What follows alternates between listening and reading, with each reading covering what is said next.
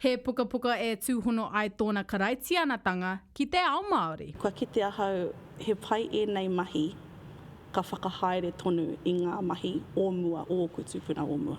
No te rāmere mānu ai te puka puka a Waiora te mone, ko Herau Oriwa, te ingoa. He mea rangaranga ki oki nei whakaaro.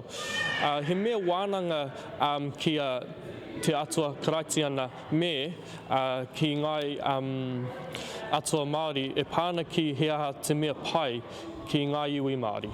He kaituhi tipu ake ki raro i ngā parirau o ōna tīpuna, a e matau ana ia ki tēnei mea, te tauritetanga o ngā ao e rua. Kua taupai e ngā ao e rua i ahau, i hara i te mea he tutuki, he whawhai i era āhuatanga.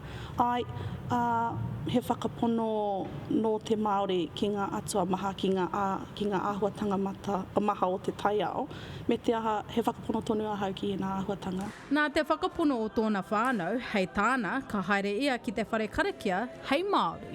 Kaua e waiho i tō Māoritanga ki waho, kuhu Māori mai. Kua pērā no i oku toronga atu ki ngā marae.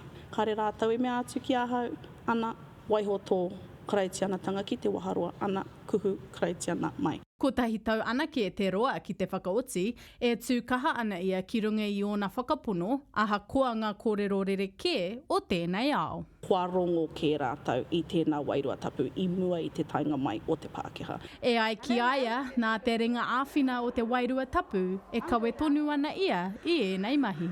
Ko ia e ārai ana i ahau, kia kore ngā mate o te ao e pāngia ahau. Ko ia anō te mea ka whakamana i ahau, kia tū mana i roto i taku Māoritanga, i roto i taku wahinetanga. Kua ki te puka puka i ngā karakia me ngā waiata, i hanga ia i te puka puka nei hei rauemi mō tētahi kura, a he aro nui te titiro i nāe nei. Ko taku tino wawata mō te kaipānui o tēnei puka puka, kia tū tēnei puka puka hei atata ki te atua.